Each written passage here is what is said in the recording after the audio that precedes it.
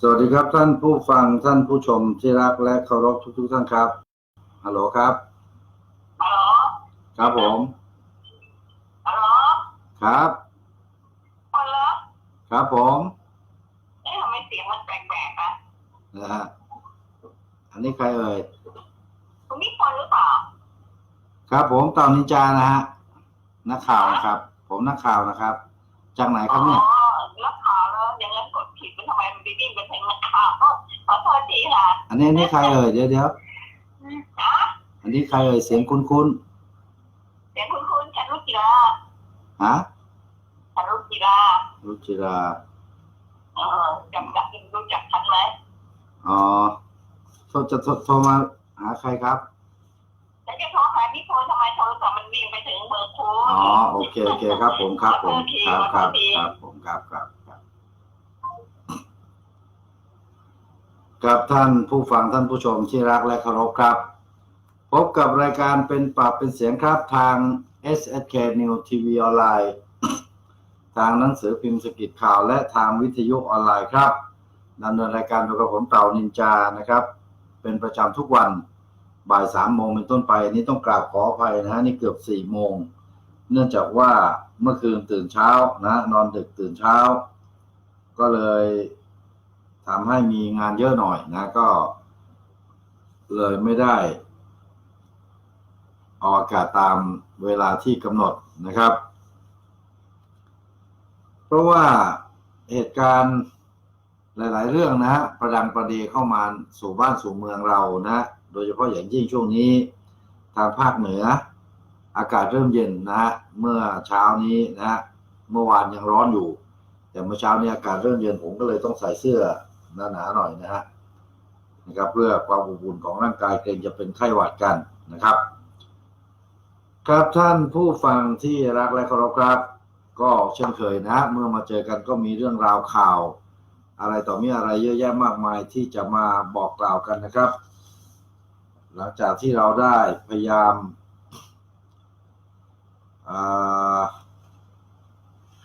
นำเสนอข่าวนะในเรื่องของพี่น้องกลุ่มชาติพันธุ์ในเรื่องของอะไรต่อมีอะไรหลายเรื่องนะเราก็ได้เดี๋ยวนะครับ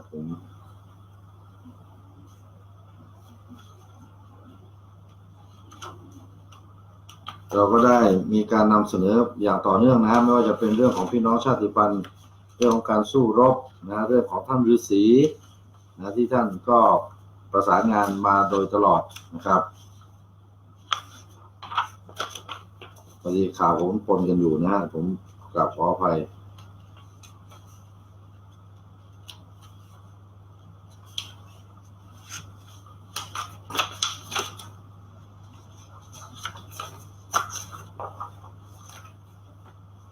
ครับสำหรับวันนี้เราคงมีเรื่องราวนะฮะเกี่ยวกับเรื่องของทางพี่น้องนะครับทางพี่น้องที่ประเทศรัชฉานนะครับมาพูดให้ฟังนิดหนึ่งนะครับเนื่องจากว่าจากเรื่องราวที่ผ่านมาเนี่ยได้มีกลุ่มพี่น้องชาวปะโอนะฮะได้ร่วมกว่า20คนนะได้ร่วมกันทำร้ายทหารของ RCSS SSA นะจนได้รับบาดเจ็บแล้วก็เสียชีวิตไป1 รายทางทหารในขณะที่เกิดการชุลมุนนั้นเนี่ยก็ได้มีการยิงข่มขู่นะแต่ก็ไม่หยุดนะจึงจำเป็นต้องยิงเพื่อป้องกันรักษาตัวแต่ว่าเพราะว่ามีจำนวนคนน้อยกว่าในที่สุดก็มีผู้เสียชีวิตถึง3 คนนะรวมทั้งทหารด้วยก็เป็น4นะซึ่งเป็นเรื่องที่น่าเสียใจที่พี่น้องชาติพันธุ์ด้วยกันเองได้มีการปะทะกันเกิดขึ้นนะครับซึ่งเรื่องนี้เราไม่อยากเห็นและก็ไม่ต้องการที่จะให้เกิดขึ้นอย่างนั้นนะสำหรับความสูญเสียที่เกิดขึ้นเนี่ยนะซึ่งเรื่องนี้นะฮะมันก็เป็นอีกเรื่องหนึ่งที่เราเองก็บอกตรงๆเลยนะครับว่า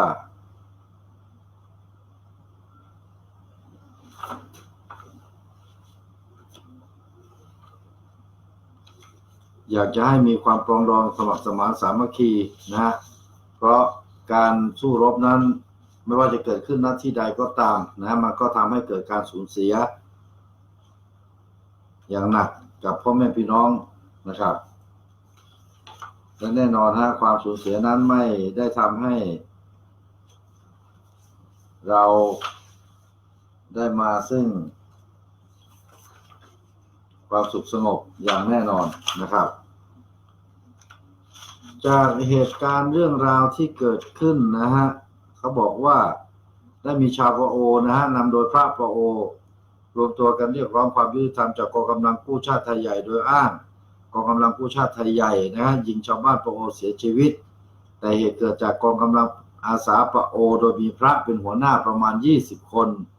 เอามีดไล่ฟันทหารไทยใหญ่2คนได้รับบาดเจ็บสาหัสและต่อมาภายหลังได้เสียชีวิตไป1คนนะกลุ่มนี้เอามีดไล่ฟันนะยื้อแย่งปืนทหารไม่ยอมเสียปืนและเป็นการต่อสู้ป้องกันตนเองจริงๆชายชะกันพวกนั้นและกลุ่มปะโออ้างว่าชายชะกันเหล่านี้เป็นวีรบุรุษของเขาแล้วทำการเรียกร้องไปยังพม่าเพื่อให้กองทัพพม่ากวาดล้างกองกำลังกู้ชาติไทยใหญ่โดยอ้างความชอบธรรมนี้และเมื่อไม่นานมานี้ชาวโปก็เดินขบวนสนับสนุนกองทัพพม่าโดยเฉพาะมินออนไลน์เต็มที่สรุปคือพวกคุณทำผิดแต่ต้นนะผิดตั้งแต่เจ้าฟ้ารับไว้ให้อยู่อาศัยแต่กลับไม่สำนึกนะนี่คือการตอบโต้ของทาง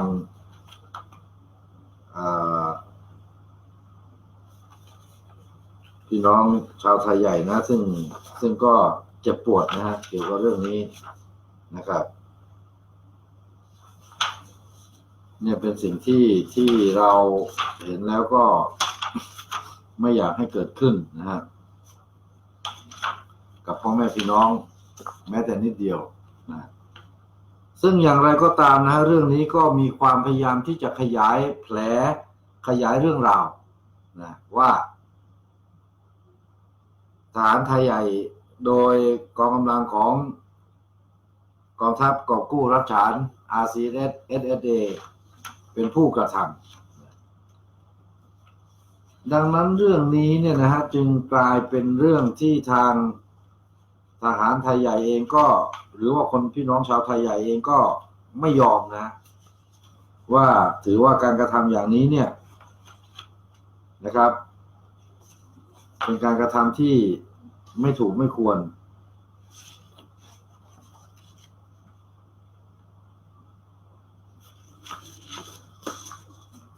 นะฮะเป็นการกระทำที่ไม่ถูกไม่ควรเพราะว่าถือว่าเป็นการกระทำที่รุนแรงนะฮะ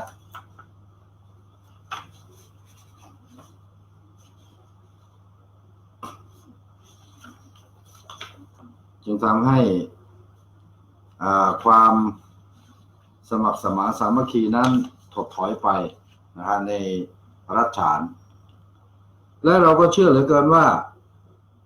ความแตกแยกตรงนี้เนี่ยฮะจะกลายเป็นแผลรอยร้าวเพิ่มมากขึ้นซึ่งเรื่องนี้นะฮะทางพี่น้องชาวไทยใหญ่ก็ได้มีการถามนะว่าจริงๆแล้วเนี่ยปะโอมาจากไหนก็บอกว่าปะโอพม่าเรียกว่าต่องสู้นะไทยใหญ่เรียกตามพม่าว่าต่องสู้แปลว่าคนทางใต้คือเดิมทีอยู่เมืองสะทองนะภายหลังถูกพม่ารุกรานเข้ามารบชาวตองสู้ที่เมืองสะถุงหรือสะตองเนี่ยนะจนเอาชนะได้แล้วฆ่าล้างเผ่าพันธุ์ชาวตองสู้จนต้องอพยพเข้ามาในรัฐฉานมาพึ่งอาศัยเจ้าฟ้าเพื่อความอยู่รอดตั้งแต่บัดนั้นนั่นก็หมายความว่าแต่เดิมเนี่ยชาวปอโอเนี่ยนะไม่มีแผ่นดินเป็นของตนเองอาจจะอาศัยอยู่ตามแนวชายแดนแนวชายขอบระหว่างพม่ากับไทยใหญ่นะครับหรือว่าในเขตระหว่างพม่ากับปากีสถานพม่ากับอินเดียไทยใหญ่กับปากีไทยใหญ่กับอินเดียในครั้งกระนั้นนะครับซึ่งภายหลังเนี่ยถูกพม่ารุกรานเข้ามารบนะอย่างต่อเนื่องจึงทำให้ไม่สามารถที่จะอยู่ได้ที่สำคัญก็คือถูกทางการพม่าหรือว่าทหารพม่าเนี่ยพยายามที่จะฆ่าล้างเผ่าพันธุ์ไม่แตกต่างกับกลุ่มของ โรฮิงญานะครับและโดยความที่อยากอยู่รอดนะจึงอพยพลงมาเข้ามาในรัฐฉานนะซึ่งมาพึ่งพาอาศัยเจ้าฟ้าเพื่อความอยู่รอดของตนเองต้องสู้ตามที่พม่าเรียกไม่เป็นที่ชอบใจอย่างยิ่งจึงนิยมให้เรียกว่าปะโอตามภาษาไทยใหญ่มีความหมายว่าปะโอคือป่าโอคืออยู่อู่เท่ากับอยู่นะแปลว่าผู้อยู่ตามป่าตามดอยเพราะขณะที่อพยพเข้ามาในรัฐฉานพวกเขานิยมอยู่ตามป่าตามดอยประกอบอาชีพเกษตรกรรมและค้าขายปะโอมีประเพณีและวัฒนธรรมผสมผสานกับไทยใหญ่จะเกิดความสลดใจอย่างใหญ่หลวงที่พม่าเข้าตียึดเมืองฆ่าล้างเผ่าพันธุ์ชาวปะโอที่เมืองสถุงนะและต้องอพยพเข้ามาในรัฐฉานชาวปะโอจึงแต่งกายด้วยชุดดำทั้งร่างตั้งแต่บัดนั้นเป็นต้นมานั่นหมายถึงว่าหลังจากที่ถูกฆ่าล้างเผ่าพันธุ์เนี่ยนะก็พยายามที่จะให้มีเอกลักษณ์ของตนเองด้วยการแต่งกายไว้ทุกข์นั่นเองชอบอาศัยอยู่ตามป่าเขาลำนาวไพรว่างั้นเถอะนะครับก็ถือว่าเป็นเรื่องที่น่าสนใจนะครับเป็นเรื่องที่เราจะต้องเฝ้าติดตามต่อไปว่าความขัดแย้งในครั้งนี้เนี่ยจริงๆมีใครอยู่ข้างหลังหรือเปล่านั่นแหละคือข้อที่สำคัญและคนที่นำนั้นเขาว่าเป็นพระแต่จริงๆแล้วเนี่ยนะตามสายที่รายงานข่าวมาอย่างเราเนี่ยนะเขาบอกว่าไม่ใช่พระจริงนะครับไม่ใช่พระจริงเป็นพระที่เป็นพูดง่ายว่าเป็นกองกำลังของอาสาสมัครของพม่านั่นเองนะแล้วก็พยายามที่จะสร้างเหตุสร้างผลสร้างอะไรต่อมีอะไรเพื่อนำไปสู่สิ่งใดสิ่งหนึ่งหรือเพื่อนำไปสู่ความขัดแย้งอย่างไรอย่างหนึ่งนะครับแต่อย่างไรก็ตามนะฮะในส่วนของทางการพม่าเองนะครับซึ่งในขณะนี้เนี่ยก็ยังมีความไม่สงบเกิดขึ้นในรัฐยะไข่จากรายงานข่าวของสื่อพม่านะฮะมีรายงานพบศพตำรวจถูกยิงร่างพรุนในรัฐยะไข่นะครับสื่อทางการของรัฐบาลเผยเมื่อวันที่23ว่าพบร่างนายตำรวจที่เต็มไปด้วยบาดแผลจากกระสุนในรัฐยะไข่ท่ามกลางความตึงเครียดที่เพิ่มสูงขึ้นในพื้นที่วิกฤตโรฮิงญาปะทุขึ้นเมื่อปีก่อนดินแดนทางภาคตะวันตกของประเทศพื้นที่สำคัญที่เกิดเหตุความแตกแยกทางศาสนาและชาติพันธุ์และกองกำลังความมั่งคั่งของประเทศยังคงปะทะกับทั้งกลุ่มติดอาวุธโรฮิงญาและนักสู้ชาวยะไข่จากกองทัพอารากันหรือ AA นั่นแหละครับไอ้ตรงนี้เนี่ยมีการที่จะมีการประกาศอยู่จริงนะแต่ก็ไม่นำเอากองทัพ AA เนี่ยนะของอารากันนี่เข้ามาร่วมด้วยนะครับเดี๋ยวเราไปดูกันนะครับนายตำรวจอองเจเต็ดนะหายตัวไประหว่างปฏิบัติหน้าที่หลังการซุ่มโจมตีเมื่อสัปดาห์ก่อนโดยผู้โจมตีไม่ทราบฝ่ายในเมืองมองดอใกล้ชายแดนบังคลาเทศศพของนายตำรวจผู้นี้ถูกค้นพบเมื่อ2 วันก่อนพร้อมบาดแผลจากกระสุนปืนบนใบหน้าแขนขาใกล้เนินเขาที่อยู่ในเขตประเทศอื่นหนังสือพิมพ์โกบอนิวไลท์ออฟเมียนมารายงานว่าเหตุโจมตีนี้เกิดขึ้นในวันเดียวกับที่ชายชาวยะไข่2 คนหายตัวไปขณะออกหาปลาและพบศพในภายหลังสภาพถูกปาดคอซึ่งส่งผลให้กองทัพเริ่มดำเนินการปฏิบัติการกวาดล้างและก่อให้เกิดความวิตกกังวลว่าจะเกิดความรุนแรงหวนกลับมาอีกครั้งหนึ่งนะครับ ขอไปครับ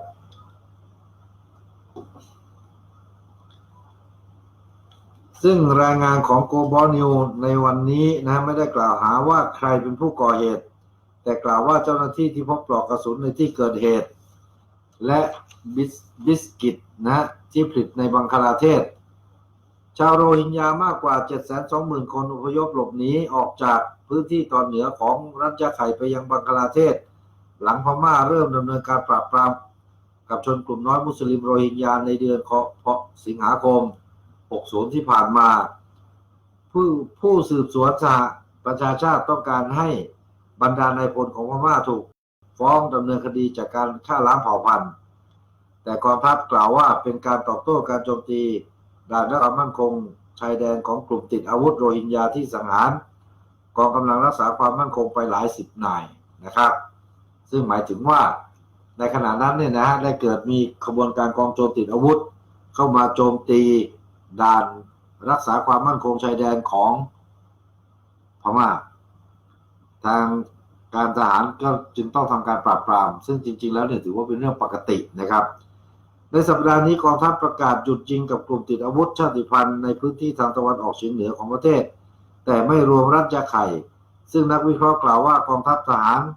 ไม่รวมรัฐยะไข่เพราะไม่ต้องการให้กองทัพอารักันได้ฐานที่มั่นในรัฐรวมทั้งยังวิตกเกี่ยวกับกลุ่มติดอาวุธโรฮิง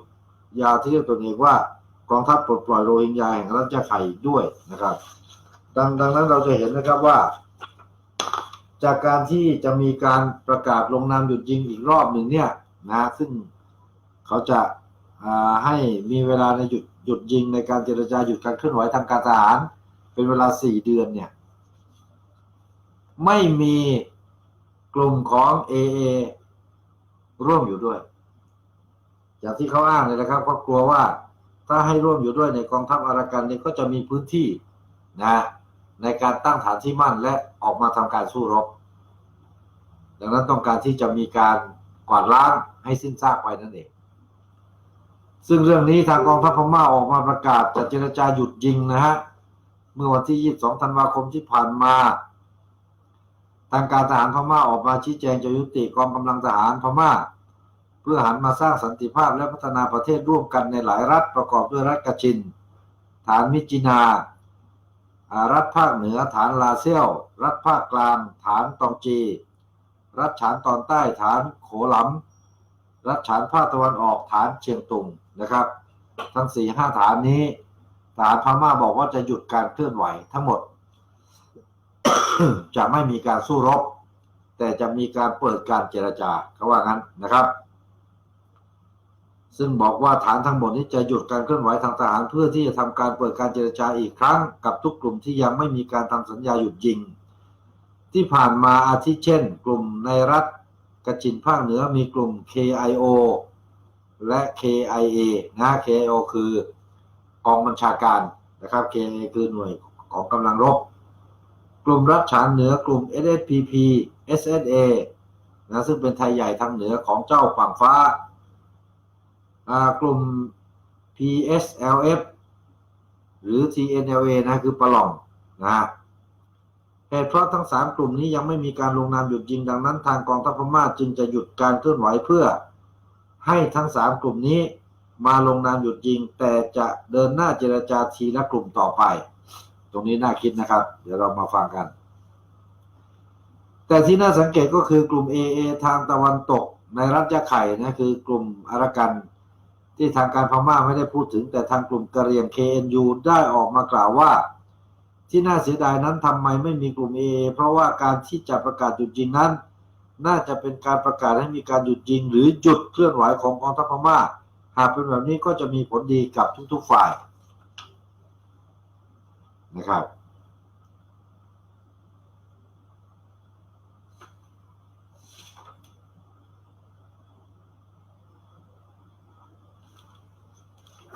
ในส่วนสภากอบกู้รัฐฉานของ RCSS-SSA ก็ได้ออกมากล่าวว่าเห็นด้วยที่จะหยุดการเคลื่อนไหวเพื่อสร้างสันติภาพ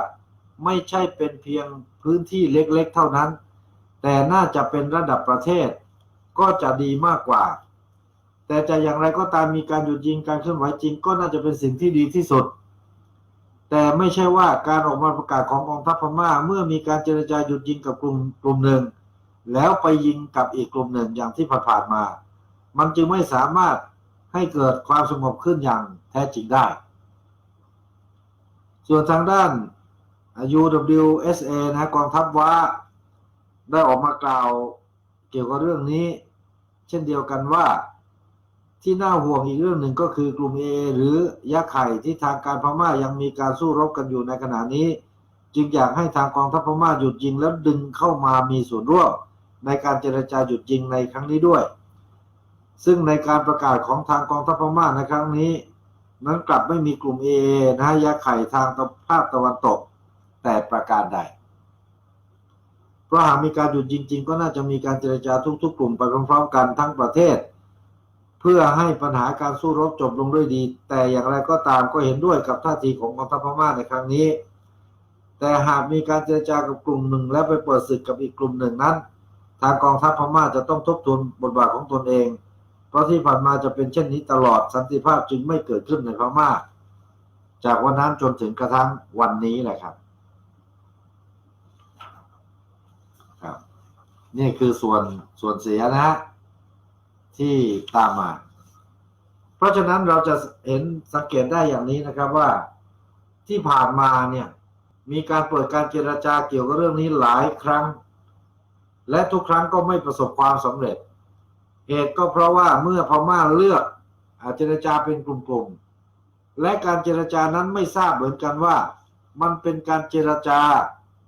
เพื่อให้ยุติการสู้รบหรือเป็นการเจรจาไปยุแยงตะแคงแย่แล้วก็แอบเอาอาวุธไปให้กลุ่มนี้เพื่อให้ไปรบกับกลุ่มโน้นและในขณะเดียวกันทหารพม่าเองก็เปิดศึกรบเสียเองดังนั้นจึงทำให้การเจรจาหลายครั้งเนี่ยไม่ประสบผลและการเจรจาทุกครั้งก็กลายเป็นว่าเหมือนกับการเล่นละครเลยทำให้ทาง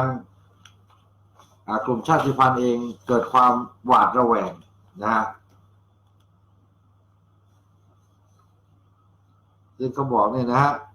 กองทัพจะยุติการปฏิบัติการทางทหารในภาคเหนือและภาคตะวันออกของประเทศจนถึงวันที่30 เมษายน 2562 สำนักงานผู้บัญชาการทหารสูงสุดระบุในคำแถลงการหยุดปฏิบัติการทางทหารจะช่วยให้ผู้เจรจาทางทหารสามารถดำเนินการเจรจาหรือหารือกับกลุ่มติดอาวุธที่ปฏิเสธการลงนามในข้อตกลงหยุดยิงทั่วประเทศตามเป้าหมายของการบรรลุกระบวนการสันติภาพในปี 2563 ซอเตโฆษกรัฐบาลพม่ากล่าวว่ากองทัพได้แจ้งต่อรัฐบาลพลเรือนภายใต้การนำของนางองซานซูจีก่อนประกาศแล้วและทั้งสองฝ่ายกำลังร่วมมือกันในกระบวนการสันติภาพเราหวังจะได้ผลลัพธ์ที่ดีซอเตกล่าวแถลงข่าวในกรุงเนปิดอร์เมืองหลวงของประเทศซูจีให้ความสำคัญกับการยุติความขัดแย้งเมื่อก้าวเข้าสู่อำนาจในปี 2559 แต่การเจรจากลับไม่ประสบความสำเร็จอย่างมีนัยยะที่สำคัญเนื่องจากทหารพม่ามีส่วนร่วมในความขัดแย้งต่างๆมาเป็นเวลาหลาย10 ปีนะครับตรงนี้ก็ยอมรับนะกับบรรดากลุ่มที่กล่าวว่าเป็นตัวแทนผลประโยชน์ของชนกลุ่มน้อยชาติพันธุ์ต่างๆที่ต้องการสิทธิในการปกครองตนเองในพื้นที่ของพวกเขากองทัพระบุว่าการบัญชาการในรัฐกชินและรัฐชานจะได้รับผลจากประกาศการยุติเช่นกันหลังกลุ่มติดอาวุธที่ต่อสู้ในพื้นที่ขอระงับการต่อสู้ในเดือนนี้ประชาชนมากกว่า 100,000 คนต้องพลัดถิ่นจากการต่อสู้ระหว่างกองทัพและกลุ่มติดอาวุธนับตั้งแต่การหยุดยิง KIA ยุติลงในปี 2554 ความเคลื่อนไหวที่เกิดขึ้นในวันนี้ทางกองทัพยังได้รับการต้อนรับจากกองทัพปลดปล่อยแห่งชาติตะอางหรือ TNLA หนึ่งในกลุ่มติดอาวุธชาติพันธุ์ขนาดใหญ่ที่ยังคงจับปืนสู้รบกับทหารในพื้นที่ตะวันออกเฉียงเหนือของประเทศเรามองว่าสิ่งนี้เป็นการก้าวที่สำคัญของกองทัพพม่าแต่จะดียิ่งขึ้นหากพวกเขาประกาศหยุดยิงทั่วประเทศเลขาธิการกลุ่ม TNLA กล่าวมินซออูผู้อำนวยการสถาบันสันติภาพและความมั่นคงของพม่ากล่าวว่าความเคลื่อนไหวที่เกิดขึ้นของกองทัพทำให้ผู้สังเกตการณ์จำนวนมากรู้สึกประหลาดใจกองทัพไม่เคยทำเช่นนี้ถือเป็นครั้งแรกในประวัติศาสตร์พม่ามินซออูกล่าวและเสริมว่าการระงับการสู้รบอาจช่วยจูงใจให้กลุ่มต่างๆเข้าร่วมกระบวนการสันติภาพมองโซนักวิเคราะห์ทางการเมืองในนครย่างกุ้งกล่าวเกี่ยวกับเรื่องนี้ว่าความเคลื่อนไหวนี้ถือเป็นครั้งแรกในรอบอย่างน้อย30 ปีที่ทหารประกาศยุติการสู้รบเพียงฝ่ายเดียวสันติภาพสำหรับทั้งประเทศจะขึ้นอยู่กับการเจรจากับแต่ละกลุ่มต่อจากนี้ มองโซกล่าวแต่ยังมีความวิตกกังวลว่าประกาศนี้ไม่ครอบคลุมถึงรัฐยาไข่ในภาคตะวันตกของประเทศการประกาศในวันนี้ไม่ได้กล่าวถึงรัฐยาไข่ที่ทหารต่อสู้กับทั้งชาวพุทธและกลุ่มติดอาวุธมุสลิมโรฮิงญาในช่วงหลายปีที่ผ่านมาทหารดำเนินการปราบปรามตอบโต้การโจมตีของกองทัพปลดปล่อยโรฮิงญาแห่งรัฐยาไข่ ARSA ในเดือนสิงหาคม 2560 ที่อ้างว่าเป็นตัวแทนของชนกลุ่มน้อยมุสลิมโรฮิงญาซึ่งพม่าถือว่าเป็นขบวนการก่อการร้ายและพวกเขาไม่ถูกรวมอยู่ในการเจรจาในครั้งนี้แต่ประการใดนะครับครับนี่คือนัยยะที่เกิดขึ้นและก็อาจจะนำไปสู่ความขัดแย้งแบบใหม่นะหลังจากที่การดำเนินการตรงนี้เกิดขึ้นอย่างไรก็ตามนะฮะเรื่องนี้เราถือว่าอย่างน้อยเนี่ยเป็นอีกเรื่องหนึ่งที่เริ่มก้าวเข้าไปสู่การพยายามที่จะให้เกิดสันติภาพในประเทศเมียนมานั่นคือสิ่งที่ดีนะแต่ว่าก็ต้องอยู่กับท่าทีและคำพูดของทหารพม่าเองนะครับว่าจะทำตามที่พูดหรือไม่เพราะที่เท่าที่ผ่านมาเนี่ยพูดอย่างหนึ่งทำอย่างหนึ่งดังนั้นมันก็เลยผูกใจเจ็บทุกครั้งที่มีการพูดเรื่องของสันติภาพทุกครั้งที่มีการพูดเกี่ยวกับเรื่องของความสงบศึกและทุกครั้งที่พูดเกี่ยวกับเรื่องของการหยุดยิง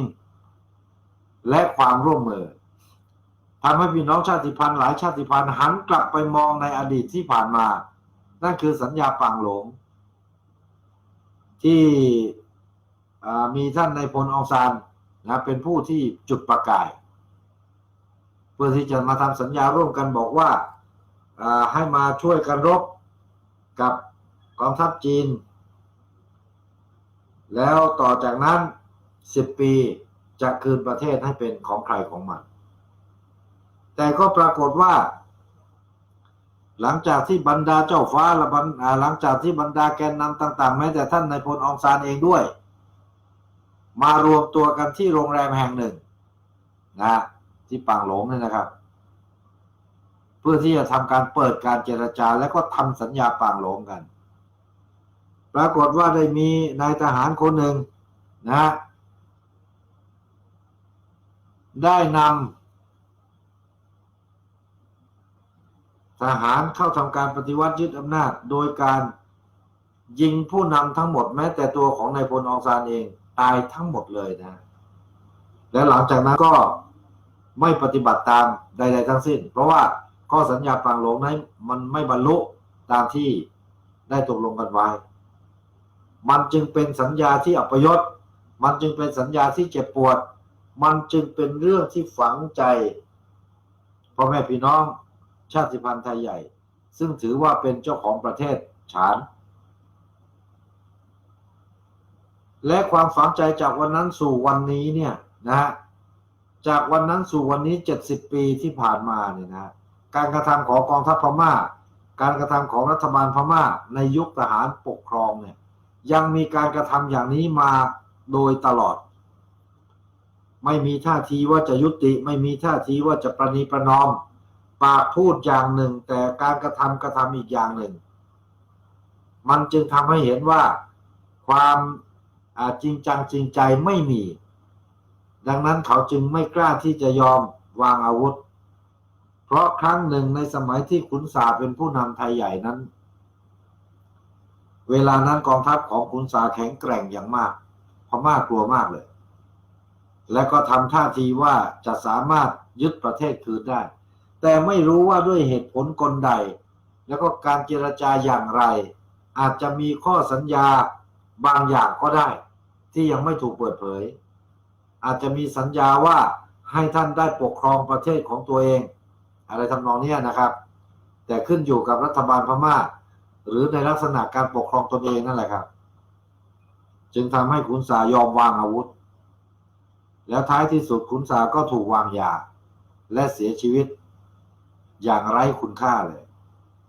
จึงทำให้ท่านร้อยตรีหรือร้อยโทก็ไม่ทราบนะตอนนั้นหรือว่าร้อยเอกนี่นะเจ้ายอดศึก ได้นำกองกำลังทหารส่วนหนึ่งเนี่ย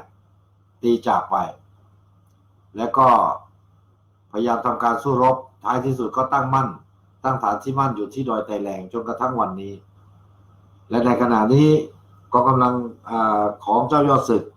ซึ่งตั้งชื่อว่าเป็นกองกำลังกอบกู้รัฐฉาน RCSS ถือว่าเป็นกองกำลังที่แข็งแกร่งที่สุดของพี่น้องไทยใหญ่อีกกองกำลังหนึ่งนะครับส่วนการปกครองในเขตปกครองพิเศษ4อย่างกับเมืองลาปางซางอะไรทำนองนี้นะในเขตปกครองว่าก็น่าจะมีการให้มีการปกครองในลักษณะอย่างนี้แหละครับความสงบมันจะเกิดเมื่อไม่ประสบเกี่ยวกับเรื่องของความไว้วางใจในที่สุดก็เกิดการสู้รบและครั้งหนึ่งก่อนที่ไทยใหญ่เหนือSSPP RCSS เนี่ยกับไทยใหญ่ใต้RCSS SSA เนี่ยจะเกิดการสู้รบกันเนี่ยก่อนหน้านั้นก็ทราบว่าได้มีทางการพม่านะได้เปิดการเจรจาหรือเข้าไปพูดคุยกับผู้นำทางไทยใหญ่เหนือไม่รู้ว่าพูดคุยเรื่องอะไรนะหลังจากนั้นไม่นานก็เกิดการสู้รบกันขึ้นโดยการบอกว่าเป็นการลุกล้ำพื้นที่การเขตการปกครองกันจริงๆแล้วเนี่ยทั้งไทยใหญ่เหนือไทยใหญ่ใต้เนี่ยถ้าเอาพื้นที่มาชนกันแล้วก็ร่วมกันปกครองนะครับจะเป็นอาณาจักรที่ยิ่งใหญ่แล้วก็สามารถที่ครอบคลุมพื้นที่ได้อย่างมากมายมหาศาลในที่สุดก็สามารถที่จะเรียกร้องเอกราชของตนเองได้แต่กลับกลายเป็นว่าไปถูกยุนะให้ตีกันเองนะครับโดยมีการดึงเอา TNA หรือปะหล่องนี้เข้ามาร่วมด้วยจะด้วยเหตุผลคนใดผมไม่ทราบนะครับแต่อย่างไรก็ตามนี่นะผมจะบอกให้ฟังในแต่ละประเทศนั้นต้องประกอบไปด้วยหลายเผ่าพันธุ์จะมีเผ่าพันธุ์เดียวเป็นไปไม่ได้ในสหรัฐอเมริกาเองก็มีหลายเผ่าพันธุ์นะตั้งแต่ชนพื้นเมืองอินเดียแดงไปจนถึงนักโทษที่ถูกมาลอยแพลอยเกาะในที่สุดก็ร่วมกันนะทำการต่อสู้กันตอนแรกก็ต่อสู้กันภายในประเทศก่อนจนในที่สุดก็ประกาศมาเป็นประเทศได้นะแม้แต่ในประเทศไทยนะครับเราจะสังเกตว่าทั้ง4ภาคพูดไม่เหมือนกันนะครับ 4-5 ภาคโดยซ้ำไปภาคเหนือก็พูดคำเมืองนะเพราะว่าคนทางเหนือนี้ก็มีเชื้อสายพี่น้องไตนั่นแหละครับเป็นคนคนเดียวกันไม่ใช่แบ่งแยกนะก็เป็นพี่น้องไตทางเหนือไปทางอีสานก็ติดกับประเทศลาวก็พูดคล้ายๆกับประเทศลาวเห็นไหมฮะนั่นก็เท่ากับว่าคนของอาณาจักรลาวครั้งหนึ่งเนี่ยเรากวาดต้อนผู้คนมาร่วมในการรบในการเป็นลูกหาบในการอะไรต่อมีอะไรเมื่อสิ้นสุดแบ่งแยกประเทศก็ตกผลึกนะตกปลักอยู่ที่ภาคอีสานเพราะงั้นสำเนียงการพูดจะไม่ค่อยแตกต่างกับทางประเทศลาวเท่าไหร่นะเช่นเดียวกับทางเหนือนะครับทางเหนือเนี่ยอาณาจักรของไทยใหญ่มันถึงเชียงใหม่ลำพูนลำปางนี่แหละครับนั่นคือกลุ่มพี่น้องเราคนคนเดียวกับเราเนี่ยนะแต่เมื่อครั้งหนึ่งพอมาแบ่งเป็นแยกเป็นประเทศปุ๊บเนี่ยก็แบ่งไปเป็นเชียงตุงเป็นรัชฉานเป็นไทยเป็นแม่ฮ่องสอนเป็นเชียงรายไปนะครับอย่างทางภาคอีสานตอนใต้นะฮะเป็นมีพื้นที่ติดกับประเทศเขมรเราก็จะเห็นพวกคนที่ภาษาสวยนะพูดภาษาเขมรได้คล่องเลยนั่นก็แสดงว่าเราก็กวาดต้อนมาเหมือนกันเห็นไหมในครั้งที่เรามีกษัตริย์ในช่วงนั้นส่วนภาคตะวันออกนั้นก็จะพูดเนอนะเหมือนกับเป็นชาวเลซึ่งมันจะผสมกันระหว่างคนภาคตะวันออกกับคนเขมรทางเกาะกงนะก็จะพูดลักษณะอย่างนั้นอย่างนี้มันคล้ายๆโคราชนะพูดคล้ายๆโคราชเขาว่าเรามีคำร้องเขาบอกว่าแม้เมื่อวานเนี่ยไอ้ลูกสาวบ้านนั่นน่ะสวยเสียด้วยตายเสียได้หน้าเสียดายเฮ้นะคือทางจันทบุรีทางโน้นเนี่ยระยองพูดจะต้องลงเฮ้นะครับอันนั้นเฮ้อันนี้เฮ้นะครับนั่นคือส่วนหนึ่งส่วนมาทางภาคกลางนะภาคกลางก็เมื่อก่อนก็จะประกอบไปด้วยทางจังหวัดสุโขทัยจังหวัดพิษณุโลกจังหวัดตาก นะก็จะติดภาษาภาคกลางก็คือจังหวัดพระนครศรีอยุธยานะมาพวกนี้นะฮะก็จะพูดเป็นภาษากลางนะครับเป็นภาษาอย่างที่เราพูดกันเดี๋ยวนี้ส่วนไปทางใต้นะย้อยไปทางภาคตะวันตกครับขอโทษไปทางภาคตะวันตกก็จะมีหลากหลายเผ่าพันธุ์เหมือนกันนะฮะที่ปกครองอยู่เพราะว่าติดกับมอญกับกะเหรี่ยงนะและคนทางภาคตะวันตกนั้นไปจนจบจังหวัดราชบุรีนะก็จะพูดเนอนะพอก็มาแม่ก็มาแม่บ้านฉันเนี่ยมาเที่ยวงานมากันทั้งบ้านเลยคือมากันทั้งบ้านเลยแต่เขาจะพูดอย่างนั้นพอก็มาแม่ก็มาเรามาเที่ยวงานเนี่ยมากันทั้งบ้านเลยนะมากันหมดนะเขาเลยบอกนะนั่นคือภาษาเนอถ้าราชบุรีก็จะพูดเนอจางๆหน่อยถ้าเนอหนักๆจะเป็นสุพรรณบุรีนะครับส่วนไปทางใต้นะพอเลยประจวบลงไปนะครับเข้าเขตชุมพรก็จะแหล่งใต้นะทางโน้นก็จะแหล่งภาษาใต้นะแหล่งใต้เป็นคนใต้ครับถ้าเลยลงไปภาคใต้ตอนล่างก็จะติดกับมาลายูเพราะว่าหลักเขตของประเทศไทยนั้นในไซบุรีในกาญบุรีนั้นยังมีหลักเขตประเทศสยามอยู่นะฮะเพราะฉะนั้นเมื่อแบ่งอาณาเขตเสร็จปุ๊บในประเทศไทยส่วนหนึ่งยกให้กับมาเลเซียสมัยฝรั่งเศสคนไทยก็ตกค้างอยู่และในพม่าเองคนไทยก็ตกค้างอยู่ไม่น้อยเลยนะอย่างบ้านสร้างเนี่ยเสร็จแล้วก็เอาคนต่างๆเหล่านี้แหละครับมารวมตัวกันนะครับประเทศไทยนะปัจจุบันก็มีคนไทยมีคนลาวมีลาวก็มีหลายลาวนะฮะที่เขาเรียกกันนะครับคนภาคเหนือมีลาวส่งลาวอีสานลาวยวนนะครับลาวยวนก็พูดแบบว่าคอยพอเสือเจ้าคันว่าคอยเสือเจ้าแล้วเจ้าจะหลอกคอยนั่นคือลาวยวนนะก็จะเป็นลาวทางตอนใต้เหมือนกับติดกับทางชัยบุรีนะครับนอกจากนี้ก็มีขมุมีเขมรมีลัวมีละวะมีอาคามีเย้ามีมงมีกะเหรี่ยงมีมอญนะครับ30 กว่าชนเผ่านะฮะที่อยู่ในประเทศไทยนะแล้วก็มีการร่วมกันสู้รบเนี่ยนะไปดูอย่างว่าสามโคกจังหวัดปทุมธานีนี้ก็จะเป็นมอญนะเป็นมอญ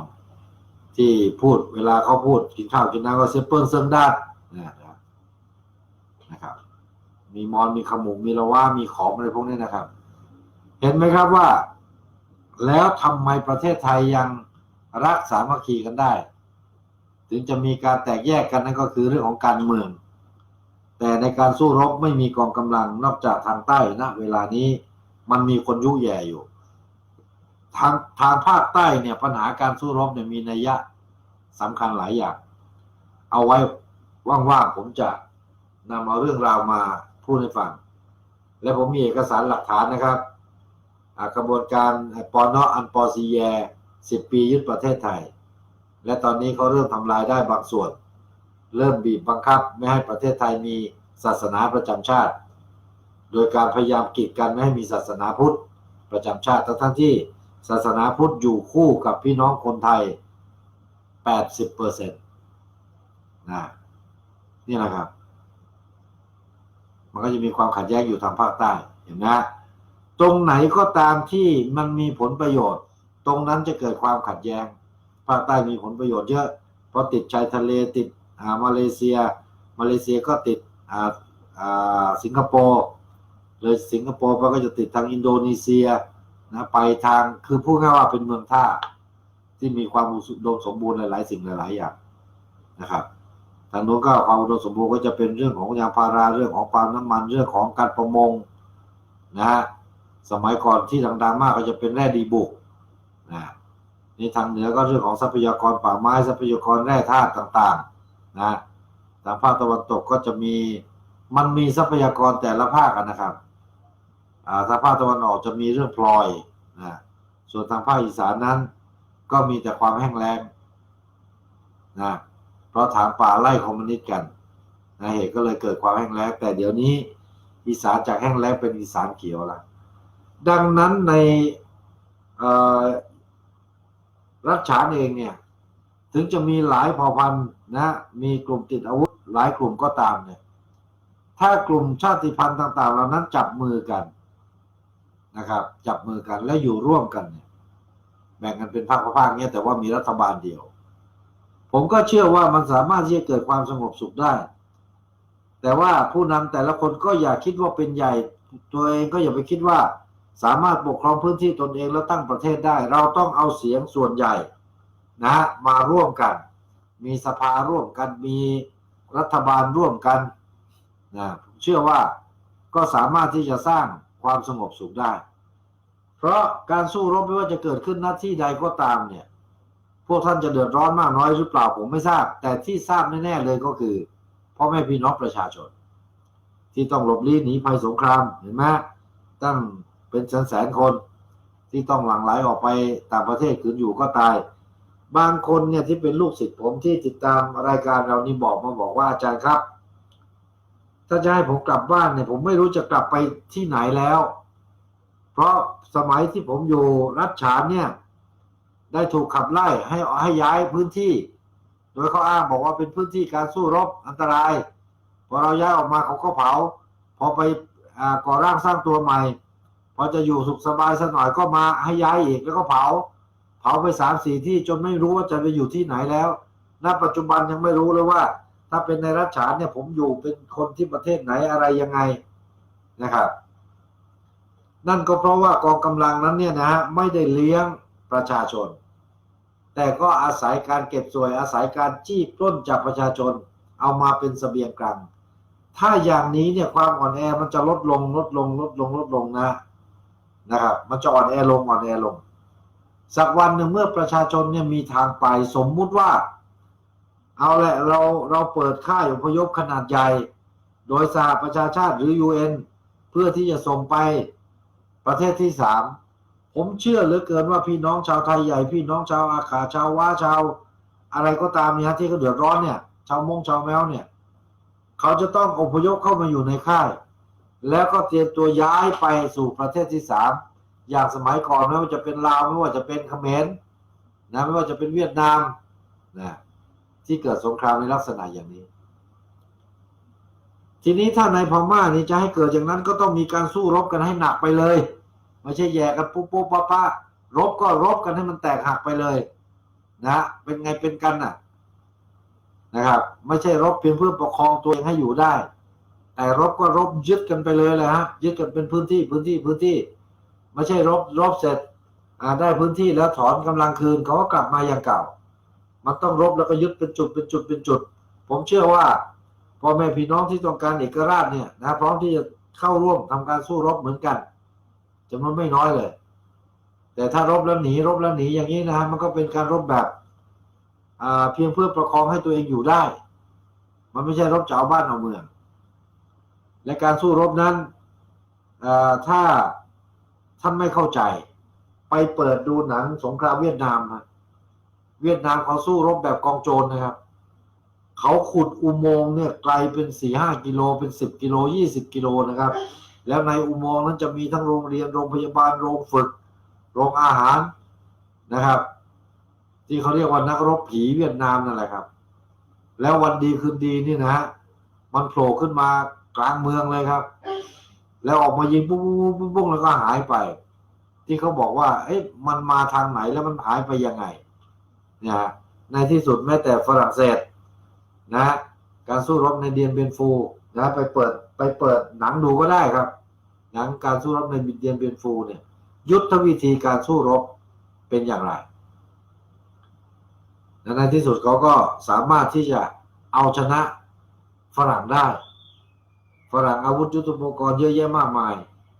แต่เขาก็สามารถเอาชนะได้แล้วก็แน่นอนการรบในรัฐฉานก็ไม่แตกต่างกันพื้นที่ลักษณะใกล้เคียงกันก็คือพื้นที่ส่วนใหญ่เป็นพื้นที่ป่าเมื่อเราตีป่าล้อมเมืองแล้วเราบุกนะฮะฐานแต่ละฐานเพราะฐานพม่าเองก็มีอยู่ 4-5 ฐานใหญ่ๆนะตีทีละฐานนี่ไม่ใช่เรื่องยากหรอกครับแต่เราก็ไม่เข้าใจนะอันนี้ไม่ใช่ว่ายุแย่ให้รบกันนะแต่พูดถึงว่าถ้าจะเอาก็เอากันจริงๆเลยถ้าเอาไม่จริงก็ไม่ต้องทำนะมันจะได้หมดเรื่องหมดราวกันสักทีไม่อย่างนั้นคนที่เดือดร้อนเนี่ยก็คือ ประชาชนนั่นเองนะครับนั่นคือเรื่องของพี่น้องเราในรัฐฉานก็ฝากไว้นะฮะไปยังพ่อแม่พี่น้องชาวไทยพ่อแม่พี่น้องชาวกะเหรี่ยงพ่อแม่พี่น้องชาวปากเกยอและพ่อแม่พี่น้องชาติพันธุ์ทุกชาติพันธุ์แหละครับอีกไม่นานนี้สินค้าของเราก็น่าจะประสบผลนะเราจะขายแล้วก็นำเงินส่วนหนึ่งมาตั้งเป็นมูลนิธิเพื่อที่ช่วยเหลือพ่อแม่พี่น้องนั่นคือความมุ่งมั่นปรารถนาที่ผมได้มีความพยายามเดินงานอยู่ทุกวันเนี่ยนะเพื่อที่จะดำเนินการตรงนี้ให้ได้นะเท่าที่จะมีกำลังแต่พวกเราก็ต้องช่วยกันด้วยนะครับผมทำคนเดียวหรือ2 คนกับดีเจวุ้นก็คงไม่ไหวนะถ้าท่านไม่ช่วยนะครับทีนี้หันกลับมาดูเรื่องของการบ้านการเมืองในประเทศไทยเราหน่อยตอนนี้กำลังวุ่นวายเรื่องของการเมืองการเลือกตั้งเรื่องของขบวนการโกงกันอย่างเห็นโกงกันอย่างหน้าด้านพรรคการเมืองบางพรรคจัดกิจกรรมโต๊ะจีนเราจะเห็นว่าโอ้โหกินกันโต๊ะละ3 ล้านคำละ 3,000 แต่ชาวบ้านได้500 บาทถูกทวงบุญคุณอีกทั้งที่เป็นเงินเขาเองนะครับและทราบข่าวล่าสุดเนี่ยนะกองคลังเงินจะหมดแล้วครับเพราะโปรโมชั่นเยอะมากแล้วเขาทำอย่างนี้เขาบอกว่าอันนี้ไม่ใช่ประชานิยมแต่ถ้าทักษิณทำเขาบอกอันนี้ประชานิยมผิดนะต้องไล่ออกนะครับจนในที่สุดนะเขาบอกว่าธีรชัยจวกร่างกฎหมาย PPP ใหม่ปล่อยผีบางธุรกิจพ้นกำกับควบคุมเปิดทางลงทุนใหญ่ปล้นแผ่นดินเห็นไหมฮะใกล้จะสิ้นสุดรัฐบาลคสช.แล้วก็เลยปล่อยผีกันซะบ้างโดยงั้นเราจะเห็นว่ามีการแจกบัตรคนจนพ่วงด้วยสมาชิกพรรคการเมืองบางพรรคนะมีการใช้อำนาจรัฐเข้าไปดำเนินการนะเป็นการตั้งพรรคการเมืองพรรคไหนออกไปหาเสียงพรรคไหนไปจัดเวทีก็จะมีทหารตำรวจไปคอยตามประกบอะไรต่อมีอะไรไม่รู้วุ่นวายณเวลานี้ผมอยากจะบอกอย่างนี้ครับว่าดูแล้วเนี่ยประเทศไทยน่าจะไม่มีการเลือกตั้งเพราะมันผิดพรบผิดกฎหมายเลือกตั้งไอ้บางพรรคก็ยังหาสมาชิกไม่ครบเมื่อไม่ครบ90 วันสมัครเสร็จแล้วก็จะไปลงเลือกตั้งแล้วมันก็ผิดกฎหมายนะครับไอ้บางพรรคก็ถูกตรวจสอบไอ้บางพรรคก็เอารัดเอาเปรียบอะไรไม่รู้นะฮะตอนนี้มันเละเป็นโจ๊กแล้วครับประเทศไทยนะจนกระทั่งตรงนี้แหละครับอดีตรัฐมนตรีว่าการกระทรวงการคลังชำแหละร่างพรบร่วมทุนระหว่างรัฐกับเอกชนนะหรือเขาเรียกว่า PPP ฉบับใหม่ปล่อยผีให้โครงการบางประเภทพ้นจากการกำกับควบคุมและทวงดุลตรวจสอบเปิดทางให้นายทุนใหญ่ที่หนุนหลังนักการเมืองเข้ามากอบโกยผลประโยชน์ได้ง่ายเลวร้ายถึงขั้นปล้นชาติปล้นแผ่นดินนี่แหละครับเหมือนกับนายทุนใหญ่บางนายทุนนี่แหละครับเปิดร้านสะดวกซื้อแม่งทั่วประเทศปล้นพ่อแม่พี่น้องประชาชนแม่งทุกวันเลยครับพ่อแม่พี่น้องประชาชนคนไทยแทบจะไม่ได้ทำมาหาแดกอะไรละนะมีอะไรมันก็ขายหมดชาวบ้านก็แทบจะอยู่ไม่ได้ซึ่งเรื่องนี้นะได้ถูกเปิดเผยขึ้นโดยนายธีรชัยภูวนาถนารานุบาลอดีตรัฐมนตรีว่าการกระทรวงการคลังได้โพสต์ข้อความทาง Facebook นะครับธีรชัยภูวนานาครัตนุบาลนะแสดงความเห็นกรณีประชุมสภานิติบัญญัตินะสนช.แห่งชาตินะครับกับผมจัดรายการอยู่ครับ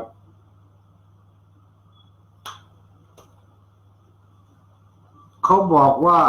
มีการพิจารณาพรบการร่วมลงทุนระหว่างรัฐและเอกชนนะที่คณะรัฐมนตรีเป็นผู้เสนอร่างว่าพรบการร่วมลงทุนระหว่างรัฐและเอกชนพ.ศ. 2561ที่รัฐบาลประยุทธ์เสนอต่อสนช.ที่จะมีการพิจารณากันวันนี้มีการแก้ไขพรบ2556โดยทำให้ขอบเขตของมาตรา7แคบลงอย่างมาก